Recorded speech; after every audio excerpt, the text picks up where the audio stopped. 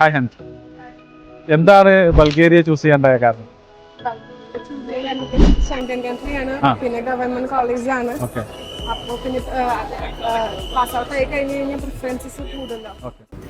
Actually Hajara പുറത്തേക്ക് പോകാൻ തീരുമാനിക്കാൻ കാരണം എന്താ? ഞാൻ BBS നാട്ടിലുണ്ട്, അതുപോലെ മറ്റുള്ള കൺട്രികളുണ്ട്. ഇങ്ങനെ ബൾഗേറിയ ചൂസ് ചെയ്യാൻ കാരണം? ബൾഗേറിയ ചൂസ് ചെയ്യാൻ കാരണം എക്സ്പ്ലോർ ചെയ്യാൻ പറ്റും. വേറെ കുറെ ഓപ്ഷൻസ് ഉണ്ട്. ഇപ്പൊ നാട്ടിലേക്ക് വരാണെങ്കിൽ നാട്ടിലേക്കും വരാം, അവിടെ തന്നെ സെറ്റിൽ ആണെങ്കിൽ അവിടെയും സെറ്റിൽ ആവാം. യൂറോപ്പിൽ ഇപ്പൊ വേറെ ഷെങ്കൻ കൺട്രീസിൽ ആണെങ്കിൽ നമുക്ക് പോവാം, PG ചെയ്യാം. പല ഓപ്ഷൻസ് ഉണ്ട്. UK, Germany. അപ്പൊ ഇതിനെപ്പറ്റി പഠിച്ചിട്ട് തന്നെയാണ് പോകുന്നത്. പുറത്തുള്ള വേറെ കാര്യം എന്താ വെച്ചാൽ പുറത്ത് BBS എടുക്കുകയാണെങ്കിൽ പഴയ പോലെ ഒത്തിരി കാര്യങ്ങൾ ശ്രദ്ധിക്കേണ്ടത്. നമുക്ക് NMCയുടെ കുറെ റൂൾസ് ആൻഡ് റെഗുലേഷൻസ് ഉണ്ട്. അതെ, മെയിൻ ആയിട്ട് അതായിരുന്നു. NMC ഗൈഡ് ലൈൻസ് വേറെ, ബൾഗേറിയ ആണെങ്കിൽ അത് പേടിക്കാനില്ല.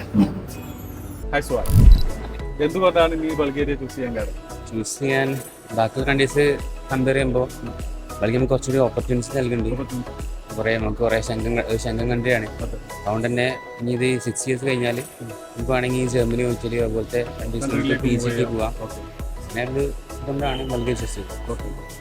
ഇതിന് വേറെ കൺട്രികളോ അങ്ങനെ എന്തെങ്കിലും നോക്കിയിട്ടുണ്ടായിരുന്നു? അല്ല, അങ്ങനെ നോക്കിയിരുന്നു. പക്ഷേ കമ്പാരിറ്റീവ്ലി ബൾഗേറിയ ആണ് ഒന്നുകൂടി ബെറ്റർ.